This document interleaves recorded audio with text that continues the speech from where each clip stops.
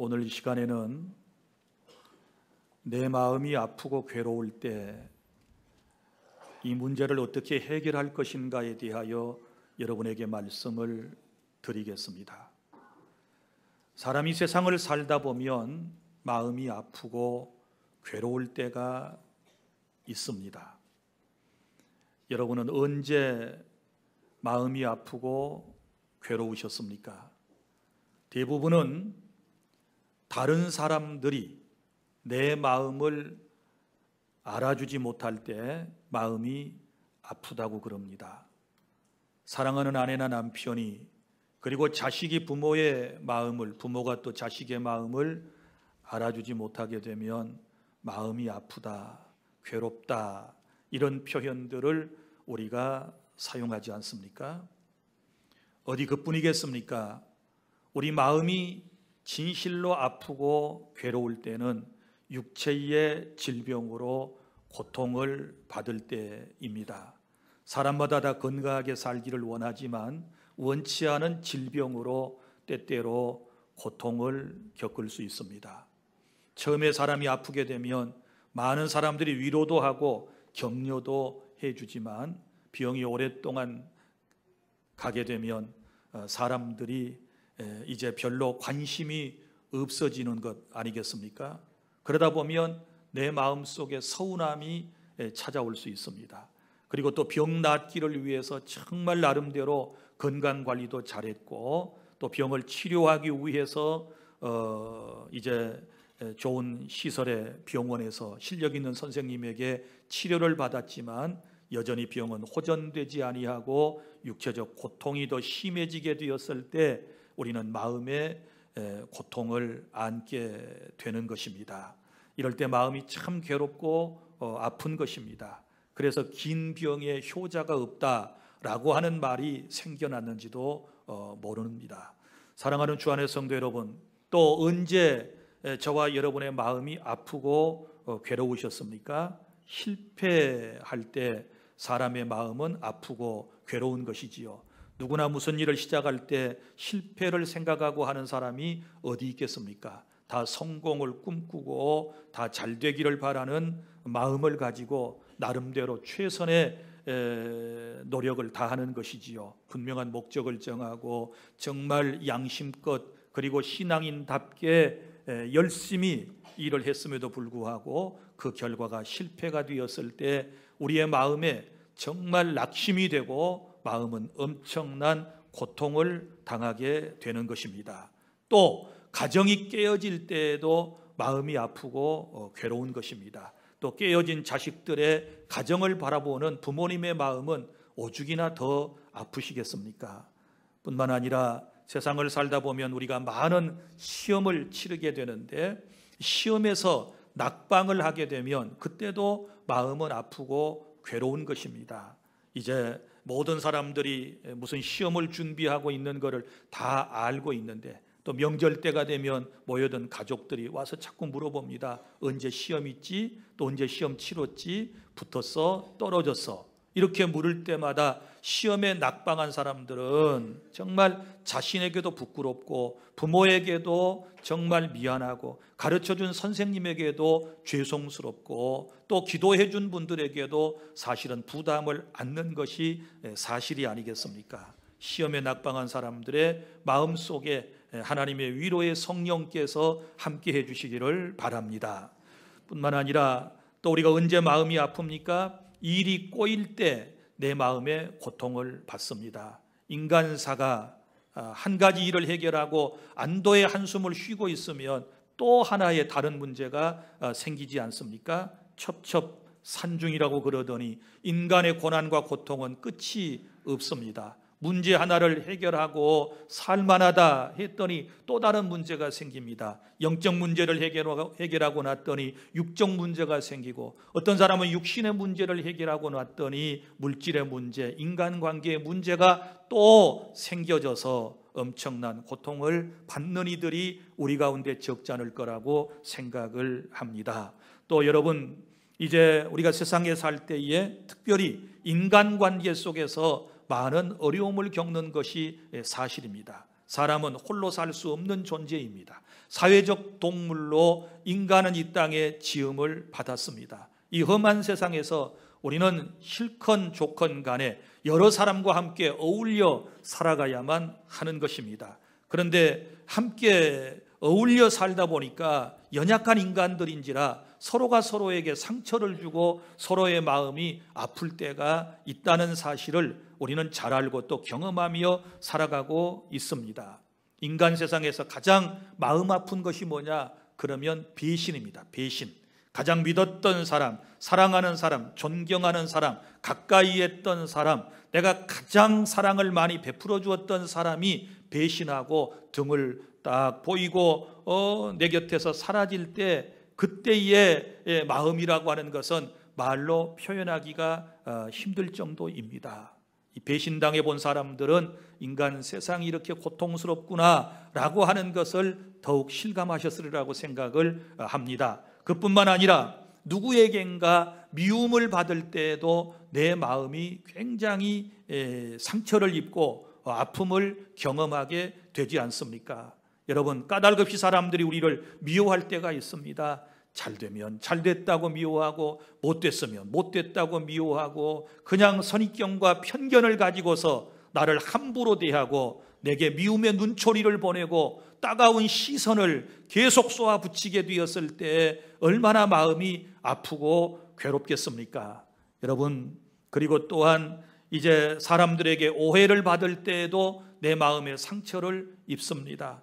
많은 사람들이 사실이 아닌 것을 가지고 사실처럼 얘기하고 내 마음을 괴롭게 할 때가 있습니다. 그럴 때는 어떻게 해야 될까요? 오늘 주님의 말씀을 잘 여러분들이 들어보시기를 바랍니다. 또한 여러분, 세상에 살다 보면은 어떤 일이 있을까요? 사람들에게 정말 미움을 받을 뿐만 아니라 무시를 받고 버림을 받게 되었을 때에도 엄청난 상처를 입습니다. 이 무시당하는 거, 못 배웠다고 무시하고 가진 것 없다고 무시하고 집안이 안 좋다고 무시하고 이런 경우에 정말 우리의 아픔은 말로 표현하기가 힘들 정도입니다. 오늘 본문에도 보면 이 무시당하는 한 여인에 대한 이야기가 나오지 않습니까? 한나라고 하는 본부인이 이제 첩이라고 하는 분인나라고 하는 사람에게 무시를 당하고 천대를 당하고 멸시를 당하게 되었을 때 그 고통의 문제를 어떻게 해결하는가에 대한 것이 오늘 본문의 말씀이지 않습니까? 우리는 이런저런 여러 가지 마음의 괴로움을 받을 때가 있습니다. 뿐만 아니라 신앙생활을 하다가도 우리가 많은 마음속에 고통을 안게 되는 경우가 있습니다. 그것은 어느 때입니까? 우리가 하나님께 기도했는데 우리의 기도의 제목이 더디 응답되었을 때, 어떤 사람은 기도하면 곧바로 응답받았다고 막 그냥 자랑을 하고 난리가 아니에요. 어쩌다 한 번 기도했는데 어쩌다가 며칠 기도하더니 응답받았다고 난리가 아니에요. 그런데 나는 아무리 지금까지 작정을 하고 기도를 했는데도 불구하고 내가 바라는 대로 모든 일들이 이루어지지 않게 되었을 때 기도하다가 별의별 생각이 다 들지 않습니까? 정말 하나님이 나를 사랑하신가? 하나님이 정말 나를 위하시는 걸까? 하나님이 왜 내 기도를 응답하시지 않는가? 이런 상처를 또 한 번 우리의 마음속에 입게 되는 것이 인간 세상이고 우리 신앙인들의 모습이기도 합니다. 사랑하는 여러분, 또 우리 교회에서 헌신하고 봉사하면 우리가 뭔가 사실은 하나님의 영광을 위해서 한다고 하지만 바라는 것들이 있지 않습니까? 하나님의 보상을 바라거든요. 인간의 마음속에는 보상 심리가 누구에게나 다 있거든요. 심는 대로 거둔다 그랬으니까 열심히 헌신하고 봉사했으면 하나님께서 영육간에 내게 복을 주실 거라고 하는 마음이 우리 속에 있지 않습니까? 그런데 최선을 다하여 주님을 섬기고 교회를 위하여 헌신하고 또 선한 이웃이 되려고 남들에게 선한 일을 베풀었음에도 불구하고 내 삶은 여전히 나아질 기미가 보이지 않고, 그리고 하나님께로부터 내리는 어떤 눈에 보이는 복을 받지 못하게 되었을 때, 칭찬을 받지 못하게 되었을 때 우리의 마음에 아픔이 찾아올 수 있습니다. 그럴 때 참 답답하지 않습니까? 오히려 신앙생활을 제대로 하지도 아니하면서 어떤 사람 보면 건강하지요, 물질 회복도 받지요, 명절 때 보면 자식들도 잘된 것처럼 보여지지요, 가정에 아무런 문제도 없는 것처럼 보여질 때 기도하는 내 모습이 굉장히 초라해져요. 이렇게 마음이 아프고 답답할 때 어떻게 할까요? 또 자식 때문에 사실은 마음의 아픔과 괴로움을 안고 사는 부모들이 많습니다. 자식이라고 하는 게 그래요. 없어도 마음이 아프고 있어도 마음이 아파요. 한나는 자녀를 낳지 못했기 때문에 오늘 괴로워해요. 그런데 또 어떤 사람들은 자녀가 많아서 그 자녀 때문에 마음 아파하고 고통스러워해요. 가지 많은 나무에 바람 잘 날이 없다고 자식 때문에 힘들어해요. 야곱은 12아들을 낳았습니다. 딸까지 13명을 낳았습니다. 그런데 늘 보면 마음속에 엄청난 고통을 안고 힘들게 세상을 살아갔던 것을 볼 수 있지 않습니까? 사랑하는 주 안의 성도 여러분, 이런저런 고통을 안고 우리는 지금 이 자리에 왔습니다. 마음의 여러 가지 아픔과 고통을 안고 여러분들은 지금 하나님의 말씀을 경청하고 있습니다. 오늘 주신 말씀을 통하여 내 마음이 괴로울 때, 내 마음이 고통스러울 때, 내 마음이 너무너무 아플 때 이 문제를 도대체 어떻게 해결할 것인가 주의 말씀으로 여러분들이 무장하고 나아가서 승리할 수 있기를 바랍니다. 오늘 본문의 1절부터 8절까지의 말씀은 역사적 배경이 기록되어 있습니다. 이 이야기의 내용은 이렇습니다. 저 이스라엘 에브라임 산지 라마다임 소빔이라고 하는 마을에 에브라임 사람 엘가나라고 하는 사람이 살았습니다. 이제 혼인 정년기가 되어서 사랑하는 아내 한나를 부인으로 맞아들였습니다. 그런데 안타까운 것은 시간이 지났음에도 불구하고 이 가정에 자녀가 태어나지를 않았습니다. 그래서 남편 엘가나는 당시의 관습과 그리고 풍습에 따라서 첩을 들였습니다. 아이를 낳기 위한 목적을 가지고 분인나라고 하는 아내를 또 맞이하게 되었던 것입니다.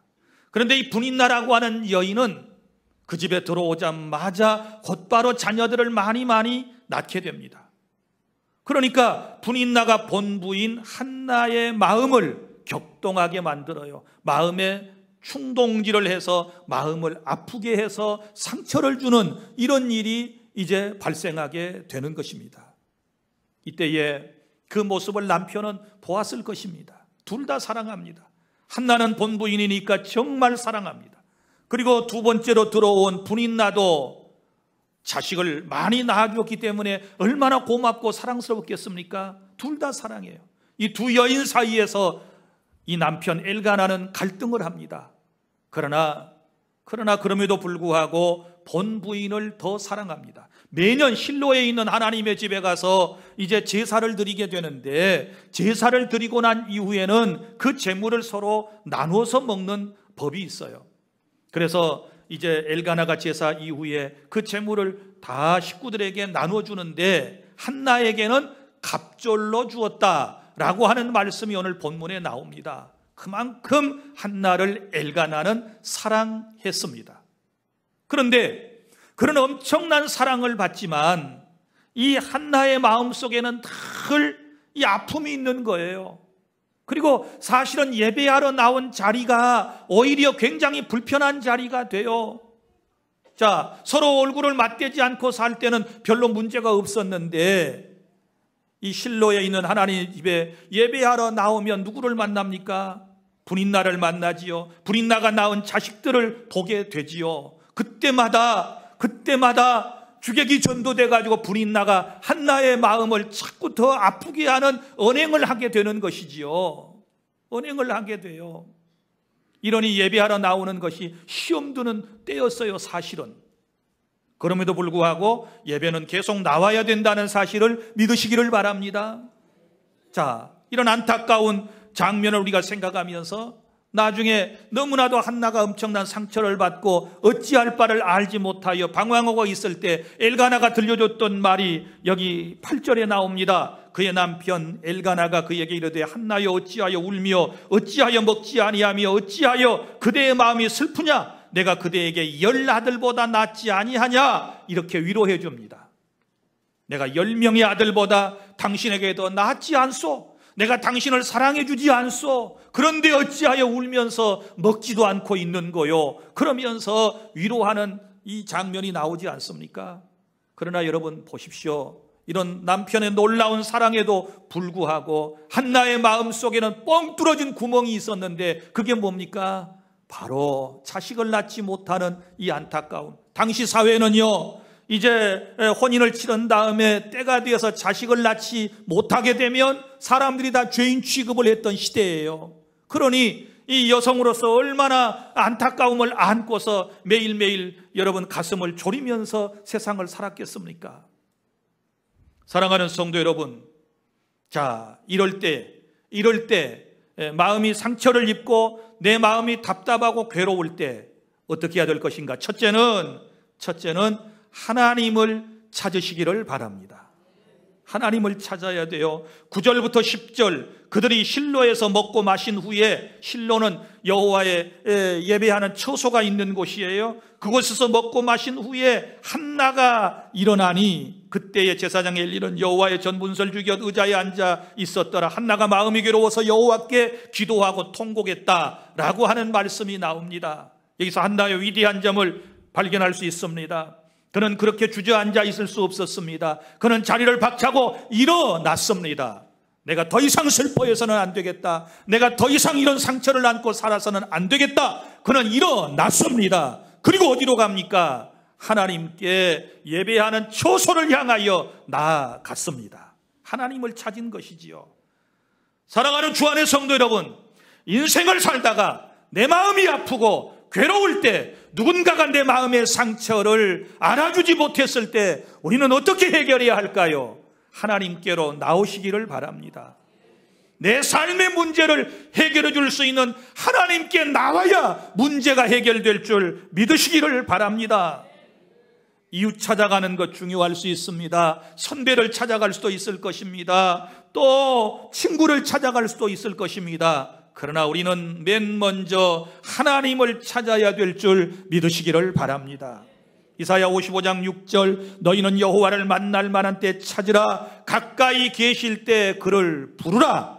하나님은 우리 곁에 가까이 계신다, 이렇게 말씀을 해주셨고, 아모스 5장 4절, 너희는 나를 찾으라. 그리하면 살리라. 할렐루야. 하나님은 내 곁에 계시고 그 하나님을 찾으면 살 길이 열린다, 문제가 해결받을 수 있다 라고 주님께서 우리에게 약속해 주셨음을 믿으시기를 바랍니다.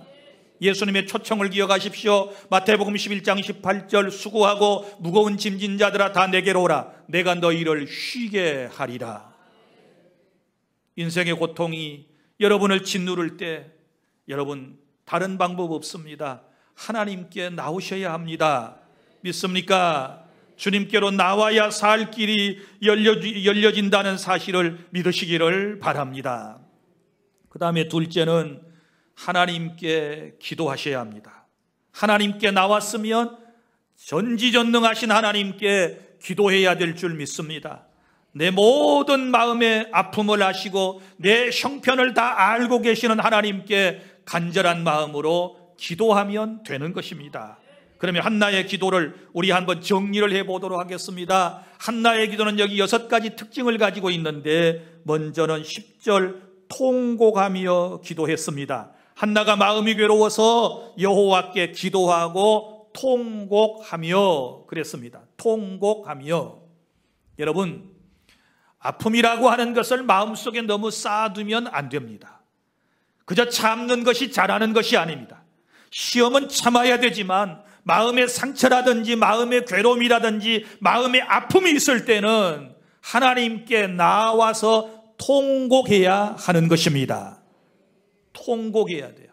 저는 요즘 최근 들어서 교회에 나와서 막 울면서 통곡하며 기도한 사람을 본 적이 꽤 오래됐습니다. 옛날 같으면 인생이 힘들면 오고 가다가 예배당에 들려서 새벽에도 밤에도 밤늦게까지도 하나님 앞에 통곡하는 기도 소리가 우리 교회에 그치지 않았을 때가 있었거든요. 그런데 지금은 그렇게 통곡하며 기도하는 사람이 없습니다. 찾아보기가 힘듭니다. 속으로는 흐느끼는지 모르지만 통곡하면서 하나님 앞에 눈물을 강물처럼 쏟아 흘러넘치게 하며 기도하는 사람이 그렇게 많지 않습니다. 사랑하는 주 안의 성도 여러분, 다시 말합니다. 마음이 슬프면, 괴로우면, 세상 사가 내 마음대로 잘 되지 아니하면 하나님께 나와서 통곡하며 마음 시원하게 통곡하며 기도하는 그런 시간을 가지실 수 있기를 바랍니다. 그리고 한나의 기도는 서원기도 11절 목적이 분명한 기도였습니다.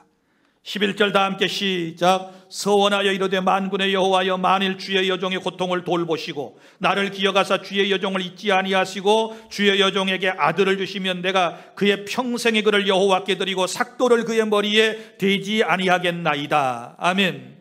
무슨 얘기인가 하면 아들을 달라고 기도하지 않습니까?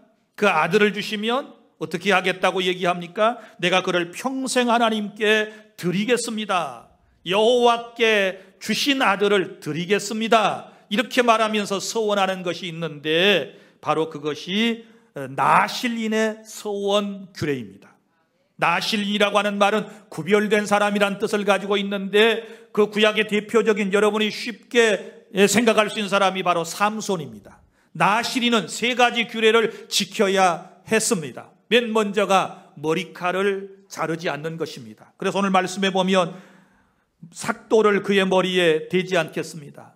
칼을 그 머리에 대어서 머리카락을 잘라내지 않겠습니다 라고 하는 서원과, 그 다음에 또 하나는 나실인은 독주, 술을 마시지 말아야 합니다.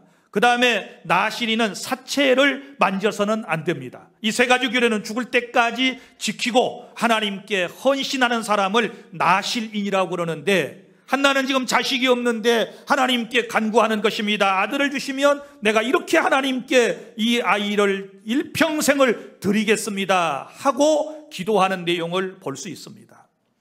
주 안의 성도 여러분, 우리가 기도할 때는 분명한 목적이 있어야 합니다. 늘 말씀드리지만 여러분이 기도할 때 맹목적으로 기도하지 마시고 목적을 분명히 하세요. 예를 들어서 건강이 좋지 않은 분들 건강을 위해서 기도할 때 하나님께서 내게 건강을 주시면 내가 어떻게 살겠고 무슨 일을 하겠습니다 라고 하나님 앞에 말할 수 있어야 되고, 또 하나님께서 내 사업장을 잘 되게 주셔서 물질의 복을 주셨을 때 어떻게 할 것인가에 대하여 말씀을 드리고, 지금 이 엄청난 위기를 극복하게 해주셨을 때 내가 어떻게 살겠습니까? 라고 하는 이런 우리가 다짐 어린 기도가 하나님 앞에 필요하다는 사실을 기억하시기를 바랍니다. 이거 없이 그냥 우리가 기도해서는 안 돼요. 한나는 분명한 목적을 정해놓고 하나님께 간구했습니다. 그 다음에 한나의 기도는 세 번째, 오래 기도했습니다. 12절부터 14절. 그가 여호와 앞에 오래 기도하는 동안에 엘리가 그의 입을 주목한 즉 한나가 속으로 말하며 입술만 움직이고 음성은 들리지 아니하므로 한나는 그가 취한 줄로 생각한지라. 엘리가 그에게 이르되 내가 언제까지 취하여 있겠느냐, 포도주를 끊으라 하니 라고 하는 말씀이 나옵니다. 여기 한나는 오랫동안 기도했습니다. 간절한 마음으로 기도했습니다. 끈기를 가지고 기도했습니다. 응답의 확신이 있을 때까지 하나님께 간구했습니다. 사랑하는 성도 여러분, 우리가 내 마음이 괴롭고 아프고 답답할 때, 여러분의 마음속에 소원이 있을 때 그것을 응답받기 위해서 더 많은 기도의 시간을 가질 수 있기를 바랍니다. 한 5분씩만 늘려봐요. 일주일에 5분씩만 늘려봐요. 예배가 끝나자마자, 기도하는 시간이 끝나자마자 일어서서 도망가려고 그러지 말고 시간을 좀 더 늘려보시기를 바랍니다. 그렇게 짧게 기도해서 뭘 그렇게 큰 것을 기대하세요? 기도는 요만큼 해놓고 달라는 것은 이만큼 크면은 어떻게 되겠습니까? 기도라고 하는 것은요, 양이 차야 내게 응답이 되는 거예요. 믿습니까? 기도에 분량이 있어요. 여러분, 저 아이들이 잘 가는 워터파크에 한번 가보세요. 가면 이런 것들을 볼 수 있을 거예요. 한쪽에 물바가지가 있고, 그리고 한쪽에서 물이 계속 이렇게 흘러내립니다. 흘러내려서 거기에 물이 가득 차면 탁 쏟아지지요. 물이 가득 차면 쏟아지고 또 가득 차면 쏟아지고 하는 그런 기구를 볼 수 있을 거예요. 우리의 기도도 마찬가지예요. 하나님께서 정하신 기도의 양이 있습니다. 그 기도가 아귀까지 차야 돼요. 그래야 하나님께서 여러분의 기도를 응답해 주실 줄 믿으시기를 바랍니다. 기도의 양이 너무 부족하면 응답이 오지 않는 거예요. 지금 여러분의 기도의 양이 얼마만큼 채워졌는가를 여러분이 생각해 보시고 더 많은 기도 시간을 가짐으로 꼭 여러분의 소원이 응답받는 그런 은혜가 있기를 바랍니다. 그리고 네 번째, 한나의 기도는 심정을 통한 기도였습니다. 15, 16절 한나가 대답하여 이르되 내 주여 그렇지 아니하니이다. 나는 마음이 슬픈 여자라 포도주나 독주를 마신 것이 아니요 여호와 앞에 내 심정을 통한 것뿐이오니 당신의 여종을 악한 여자로 여기지 마옵소서. 내가 지금까지 말한 것은 나의 원통함과 격분됨이 많기 때문이다 하는지라. 아멘. 무슨 얘기입니까? 한나가 막 마음이 괴로우니까 엎드려서 기도하는데 엘리 제사장이 볼 때 마치 술 취한 여자처럼 보였어요. 그래서 그에게 가서 얘기를 하는 겁니다. 지금 대낮인데 성전에서 술 취해가지고 지금 무슨 그렇게 헛소리를 하고 있습니까? 이런 뜻이에요.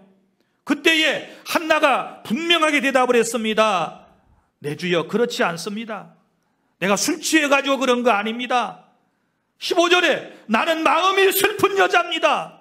마음이 슬픈 여자라고 말해요. 내가 포도주나 독주를 마신 거 아니요 하나님 앞에서 내 심정을 통하고 있어 라고 대답을 하는 장면을 기억해 보시기를 바랍니다. 기도가 무엇입니까? 내 심정을 통하는 것이지요. 내 마음을 하나님께 쏟아놓는 것이 기도라는 사실을 여러분이 아시기를 바랍니다. 마음을 쏟아놓지 않게 되면 안 돼요. 그런 기도는 능력이 없어요.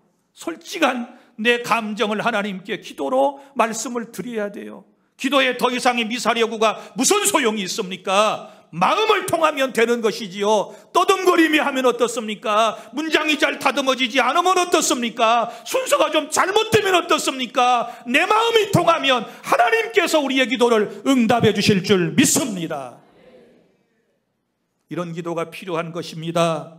그리고 다섯 번째는 17절부터 18절에 은혜 입기를 구하고 있습니다. 17절 엘리가 대답하여 이르되 평안히 가라. 이스라엘의 하나님인 내가 기도하여 구한 것을 허락하시기를 원하노라 하니 이르되 당신의 여종이 당신께 은혜 입기를 원하나이다 하고 가서 먹고 얼굴에 다시는 근심빛이 없더라. 할렐루야. 여기 말씀에 보면 이제 하나님께서 기도에 응답을 주시는데 엘리라고 하는 제사장을 통하여 응답을 주시는 모습을 보게 됩니다.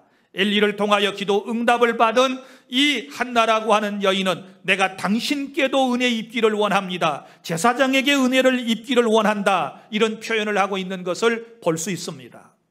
여러분, 주의 종들에게 어떤 은혜를 입고 싶습니까?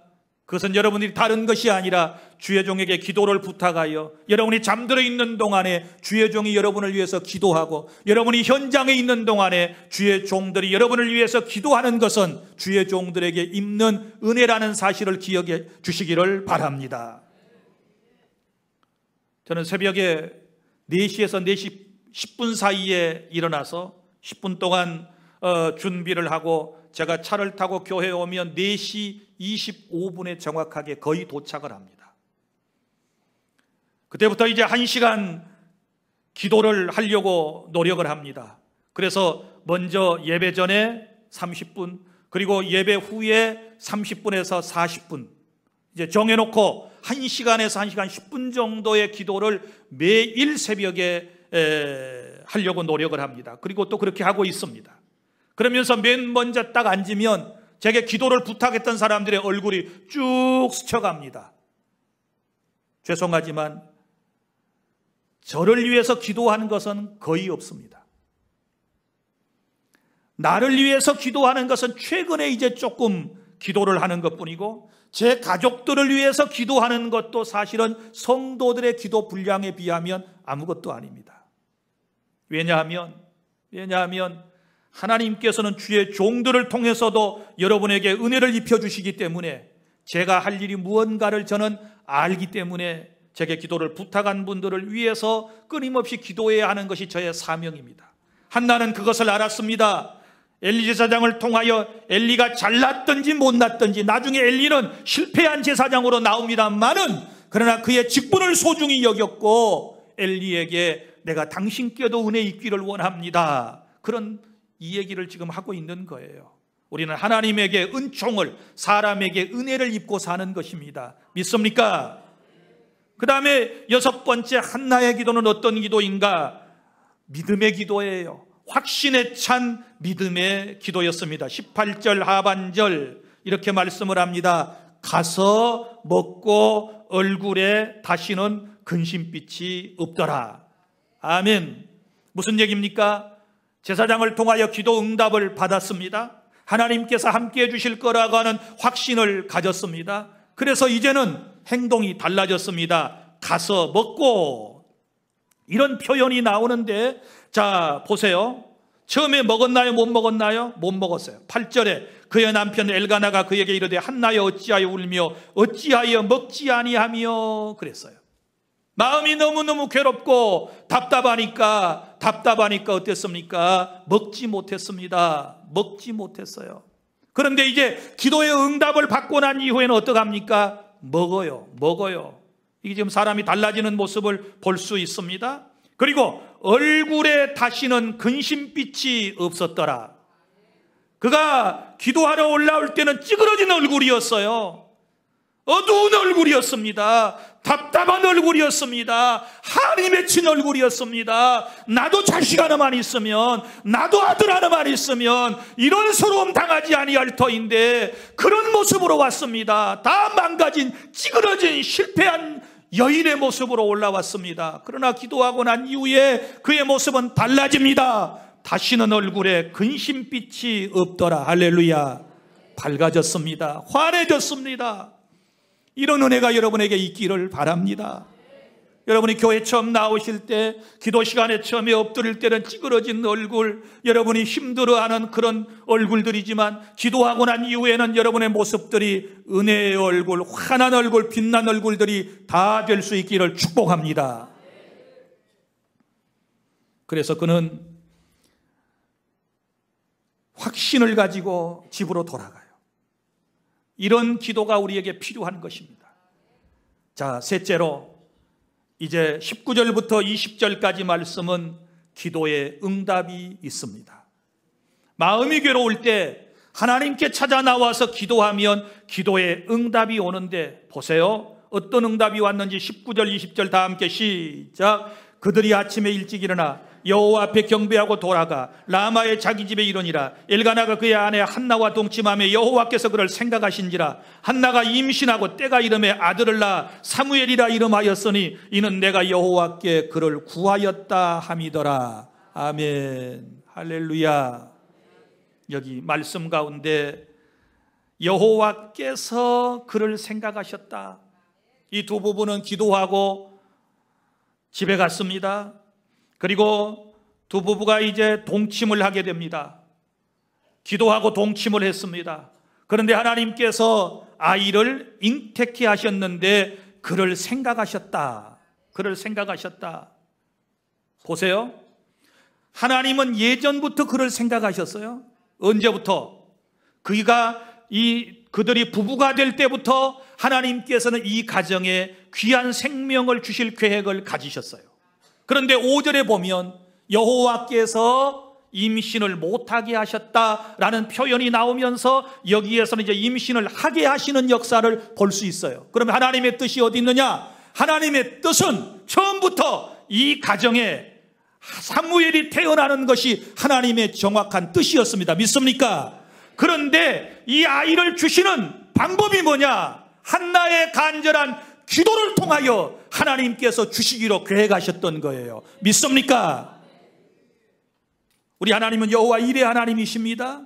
저와 여러분을 위하여 모든 것을 예비하고 계심을 믿으시기를 바랍니다. 완벽하게 준비하고 계심을 믿으시기를 바랍니다.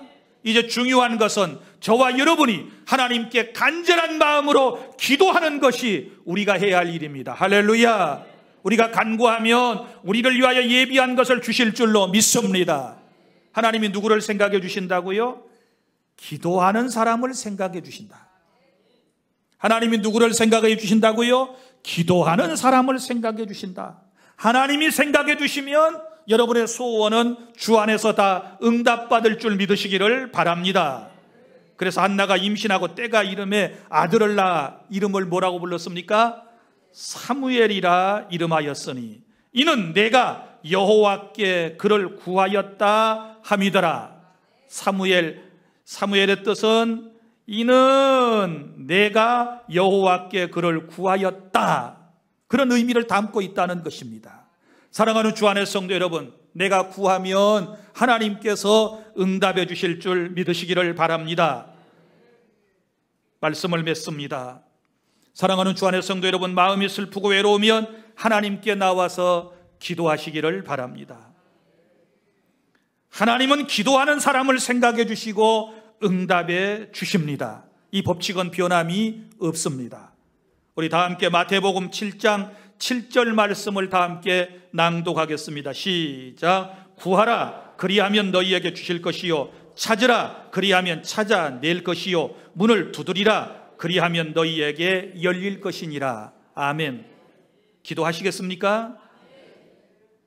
기도하겠습니다.